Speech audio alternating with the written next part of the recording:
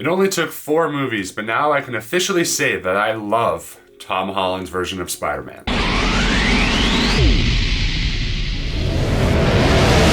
Hey guys, how's it going? I just got out of seeing Spider-Man Brand New Day, and this was a movie I was extremely excited for. I mean, it's Spider-Man, of course I'm going to be excited for it. Spider-Man is a hero that is really important to me, as is important to so many people across the world, and it is the hero that I grew up with. I put out a trailer review about a month ago, and if you saw it, which I'm assuming you probably didn't, but if you were the lucky few that saw that, I said the movie looked good, but I thought it might be a bit overstuffed, and it looks like that we're retreading old grounds with overstuffing the Spider-Man movie.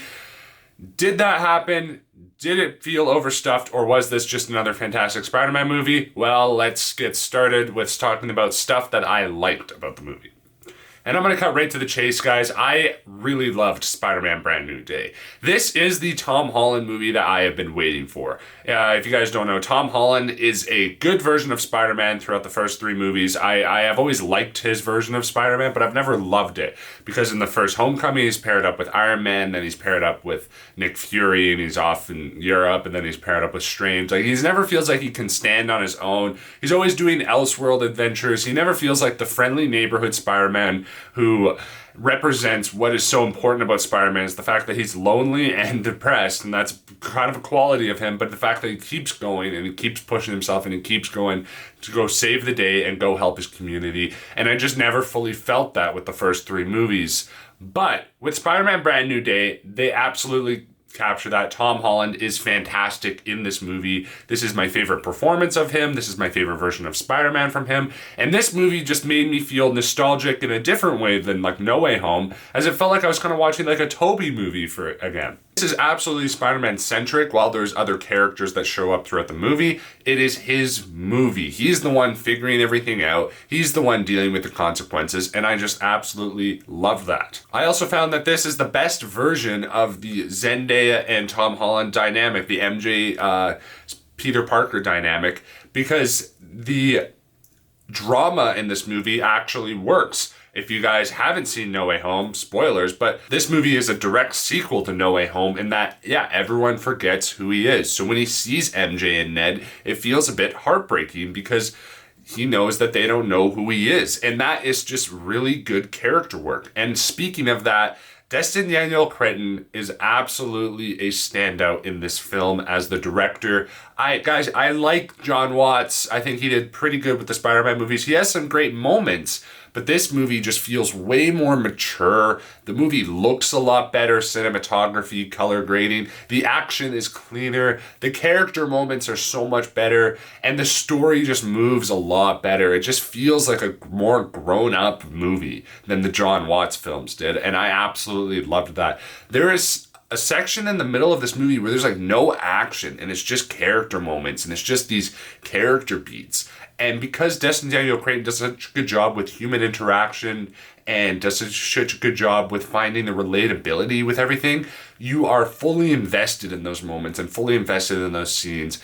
And it feels like there's some actual growth in character arcs happening. And as a guy that I go to the movie for, my favorite thing about movies is when they can capture good character drama and some good character moments. That is what I got out of this movie, and that was awesome. But also, speaking on that, if you go to a movie for action like Spider-Man, this movie has some of the best Spider-Man action, hands down, in any of the Spider-Man movies. The web swinging finally looks great. That was another issue I had with the John Watts movies, is that the web swinging wasn't very good. But this movie, it looks great. One of the things I love about TASM 2, The Amazing Spider-Man 2, is that the web swinging is the best in that movie. I still think it is the best in The Amazing Spider-Man 2. I don't think this movie tops it quite yet, but I thought the web swinging was pretty fantastic in this movie, and the action sequences were a ton of fun.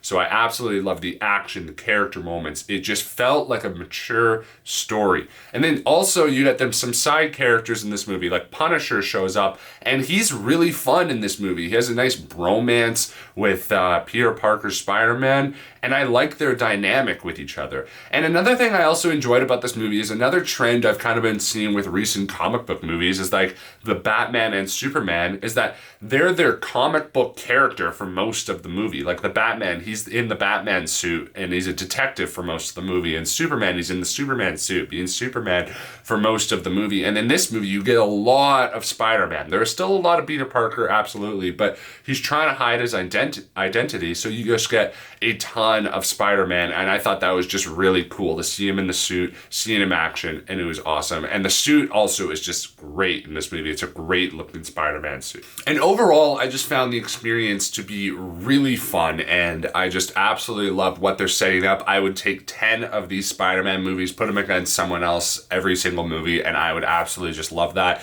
Keep them friendly neighborhood, keep them in New York, make New York feel like its own character, and I will take so many of those movies over multiverse stuff, over him going to like London or wherever, Europe or wherever he goes. Keep him in New York, keep him doing this stuff, and I will take that. This movie I had an absolute blast with, and the performances are fantastic, the character moments are fantastic, the action is great, and this is just a super solid Spider-Man movie. Moving on to the stuff that I'm mixed on about the film, I'm going to throw in Sadie Sink's character. Now, don't worry, I'm not going to spoil who she plays or anything because that hasn't technically been revealed, even though it's one of the worst secrets kept in Hollywood once again. But Sadie Sink's performance, I thought, was very strong. I just don't know if her character was the right character to have for the villain of the film. I just don't know if her character was what I wanted from the movie that I was going to go see. It's hard to kind of explain it without spoiling anything, but that is just kind of where I landed on that overall. And then another thing I want to throw into the mix here is that I don't love the score yet. I really like the score in the Tobey movies. I also really like it in the Andrew movies. The Tom Holland movies have never really impressed me fully, and it's still kind of a thing with this movie. It's good, it's fine, but it's just not great. Moving on to the negatives here, there were some twists and turns in here that I didn't find the most surprising. I found the story directions to be kind of predictable, and the third act of the movie felt very reminiscent of a third act that happened in a previous comic book movie, and it almost just felt like a blatant ripoff. It was good. There's some very strong moments in it, and it is on the upper end of Spider-Man third acts, in my opinion, but there was a part of it, without spoiling it, I found to be very reminiscent of an earlier comic book movie as well. And I did find that while I was watching this movie, I did feel the pacing a little bit. This movie is 2.5 hours, and it does feel like 2.5 hours.